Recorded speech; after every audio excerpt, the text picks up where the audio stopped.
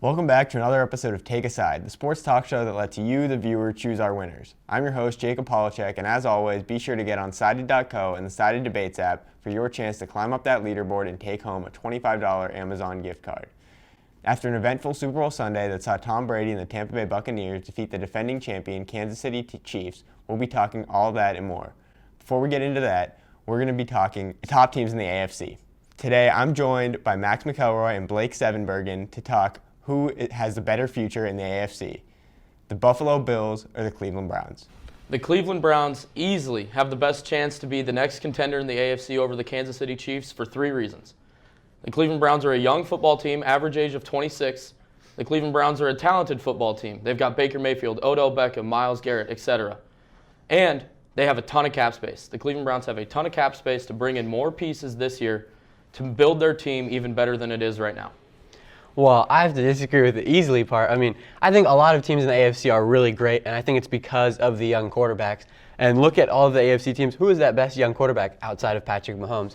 It is Josh Allen, and the improvement that he had this year with Stephon Diggs. And I think that in the AFC, it's about offense. The AFC proved this year that no one can stop the Chiefs. So then it's like, oh, you got to score with the Chiefs now. And so I think that Josh Allen, Stephon Diggs, I think that is easily one of the top duos in the NFL. And I don't see that stopping for the next few years. See, my problem with the Buffalo Bills is even though, yes, they have Josh Allen, they have Stephon Diggs, when it came to the AFC Championship, they scored more points than the Cleveland Browns did against the Chiefs.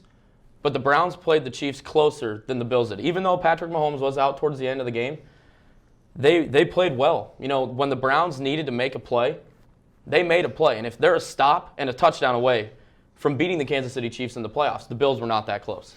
I think the main concern with the Browns, I think that their defense is pretty bad. I think they have a really good front line, a defensive line, and obviously a great offensive line. But I think the main thing is that I think Baker Mayfield is still a question mark. Now, he improved a lot this year, but it's not like he was throwing 35 touchdowns and 6 interceptions. He turned the ball over a little bit. He didn't throw for an insane amount of touchdowns. I think he was at like 22. And so I think he's still a big question mark. And when you don't have your quarterback, how far can you really get along in the playoffs? The competition is the Chiefs. That is what they made that very clear. And so how do you beat him? Oh, it's got to be the quarterback play. See, I agree to an extent. Baker Mayfield's still a little bit of a question mark. But this year compared to last year, he's taken great strides in the right direction.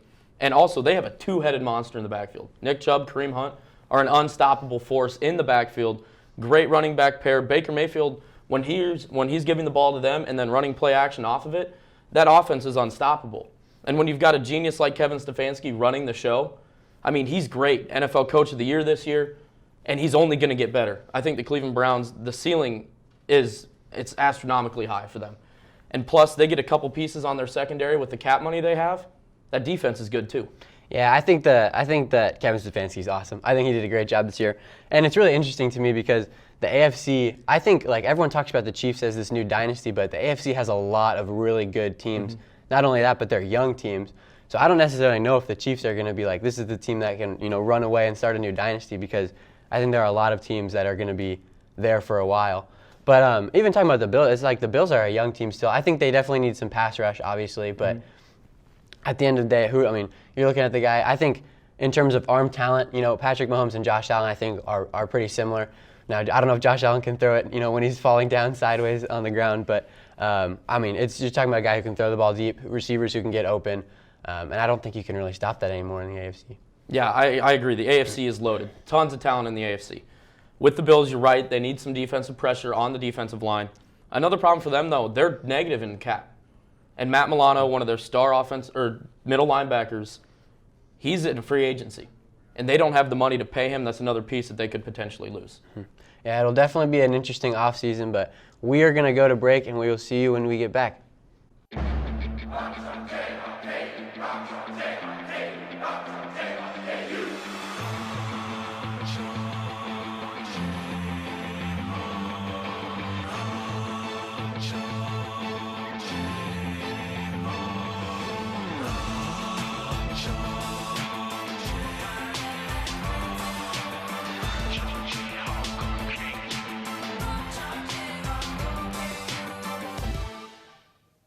Last MLB season, we saw the LA Dodgers take home their first World Series title since 1988 with a win over the Tampa Bay Rays.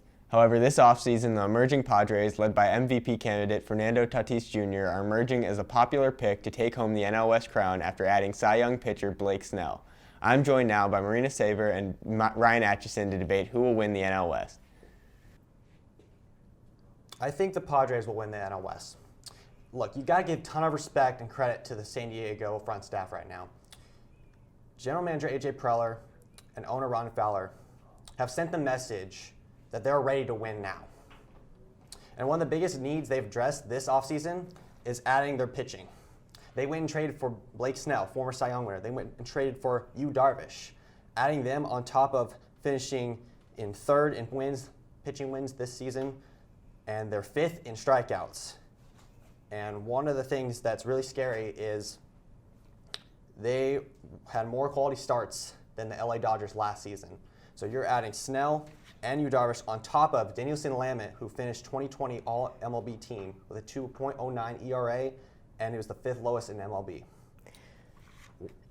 Yeah, you talk about pitching, and of course the Padres did put together an absolutely stellar offseason. That is not even a debate. It was incredibly impressive, and I'm not going to take that from them.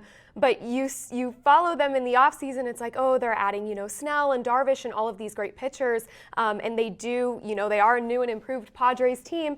And then the Dodgers just go and sign Trevor Bauer, and it's like a punch in the throat to the Padres. It's like, to me, this relationship kind of seems, and I won't say that with any confidence that I think the Padres for sure will win the NL West, because the Dodgers, I think, are just such an intense threat in that division. And I don't like the Dodgers. Trust me, as a Diamondbacks fan, I don't want to play either of these teams. I think we're going to get embarrassed because of how tough this division is. But I just think this relationship seems sort of like the Padres are like the little brother that's just trying to get big enough and trying to get strong enough to finally take on Big Brother, and then I just don't think this is the year that it's going to happen. I think the Dodgers are too powerful, and they just have so much depth in literally every sense of the word that it's just unfair and it's frustrating.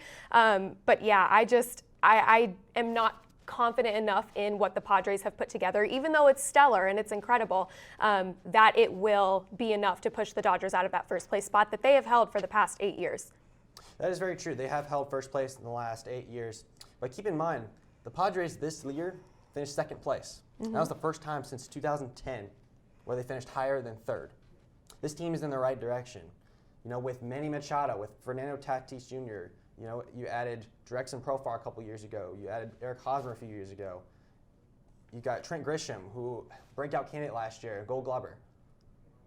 I mean, this team is third in RBIs, fourth in home runs, 10th best batting average. This hitting team is scary. And for how many home runs they hit and how many grand slams they got, it is ridiculous of how stellar this team can be. And with the pitching staff, and they've addressed that, this team is scary. This team 1 through 8 is scary to deal with. Yeah, they're scary. And again, I would not want to play the Padres, but I just think, they're terrifying. But are they scarier than the Dodgers? Are they enough to take down the Dodgers? And I'm not confident that the answer to that question is yes. You talk about pitching.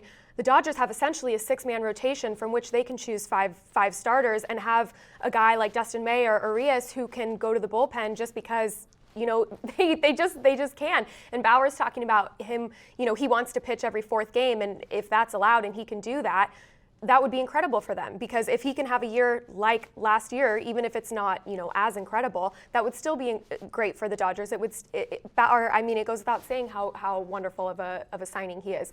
So I don't know. And then you talk about hitting and fielding. I think the Dodgers have the advantage at catcher and in the outfield over the Padres if you're going head to head, and everywhere else I'd say they're pretty much equal. And something that I hear so much is that, well, the Padres just have so much fun and they have so much team chemistry and they're just such a fun team. And yeah, they have fun, but think about back to last postseason, who took all the fun away? It was Betts and Bellinger robbing all those home runs, and just making the Padres essentially, they swept them in the postseason in that round of the playoffs. And I don't know, the whole narrative with the Padres is, they have all these budding stars and they have this star in the making in Tatis Jr., whereas the Dodgers have 2 of the league's 5 best players in Betts and Bellinger playing on the same team right next to each other in the outfield. So again, I'm not saying that the Padres cannot, that I don't believe that there's any chance this year, or even in the near future, that they can finally knock LA out of that first place spot. But am I confident enough to say that they will? Absolutely not, because of the threat that LA poses in this division. Very true. 4 different players, 10 home runs, a lot within 60 games. You got Tatis, Machado, Myers, and Grisham. Those 4 were projected to hit at least 40 home runs, if not higher 30s. So with this team and with their chances of really going far, and the Dodgers, they beat them with pitching last year. That's what got them to the World Series. And if it wasn't for Blake Snell getting pulled, who would have known? But I'm really confident in this Padres team this year, and I think they're going to do outstanding, and they might give the Dodgers a run for the money. Yeah, I think it'll be really fun to watch. I, of course, am not looking forward to playing either of these teams, to my Diamondbacks having to play either of these teams in the NL West, but it'll be really great to see as the season starts and progresses how this division ends up turning out. I think it'll be really great to watch. But that's all the time we have right now. We're going to throw it over to a break, and we'll be right back. Where you go to college makes a statement about you. This place will become a part of you, your identity for life.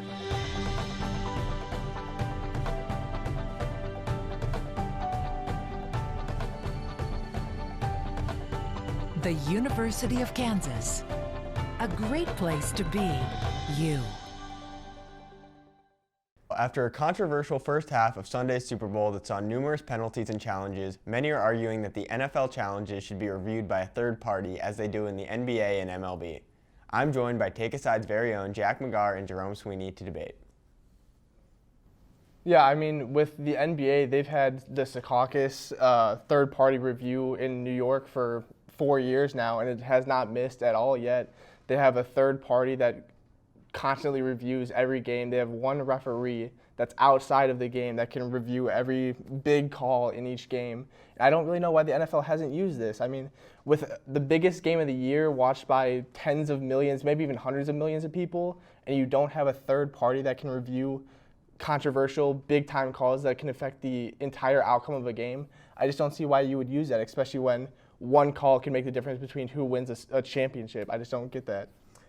So we've been seeing, particularly in the NFL, oh, that's a bad flag, that's a horrible call.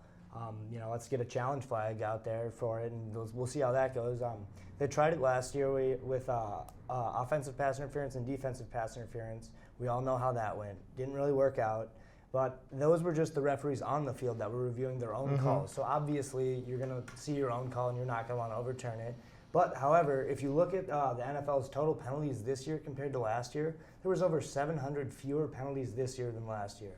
If this game is not the Super Bowl, I don't think we have an argument here because, in a way, controversial penalties, yes, but they are penalties and the referees see the play once in time and they can only do so much about it. So I think they have every right to be able to make their call, make it firm because it's what we all love at the end of the day. It's what gets the fans talking. It's what makes you love your team. It's what generates rivalries in the NFL. It's great business for the NFL. Exactly, and I think you mentioned too, there were a lot less penalties this year overall. I think especially that fans do want to see less penalties at the end of the day, but when you're not making crucial calls, especially, I mean, there were a couple pass interference calls that were called that I think were a little weak, and then there were a couple that were pretty blatant that weren't called in the end. And I think when you have less penalties, again, fans do want to see that, but when you're missing crucial plays that really can turn the tide of a game, and you can't challenge that as a coach or a team, and you're really missing that crucial play, I think that really screws you over in the end. I mean, it's sort of like in college basketball in the NBA, you can't challenge a foul. You get fouled, you can't really do anything about it. It's a soft foul, it's a real foul, whatever. You just got to keep playing the game. You got to battle back from it. I think having an extra review party would be good for the NFL. But do I think Roger Goodell wants to do that? I think no, he doesn't. I think he wants to just have his referees be in control of the league. We saw what happened with the replacement refs back in whatever year that was, 2013. Didn't work. So we have the best referees in the world in the NFL currently. So it's a system. It's going to be flawed, but at the end of the day, it's the best system, the best they can do in the NFL. I mean, I think you mentioned it too last year when you could challenge pass interference on the defensive side and the offensive side. I think what really was wrong with that was you had the referees that made that call on the field review it after that. And those refs aren't going to want to say, hey, I was wrong in real time. You need a third party that goes on and says, hey, I think you really missed this call. Here's what we're going to do, and we're going to change that outcome. So I think the benefit of having a third party is that they can say that you're wrong and not have it be, bad on their end. Well, yeah, right. I mean, and there's one thing for sure is Roger Goodell has another controversy on his hands, and there's only time will tell what he's going to do about this whole review penalty thing going forward. All right, that's all the time we have today. Thank you. Thank you for joining us. As always, head over to Sided.co and the Sided Debates app for more. Follow us on Twitter and Instagram at TakeAsideKU. For all of us here at Take A Side, I'm Jacob Polachek, and we'll see you again next week.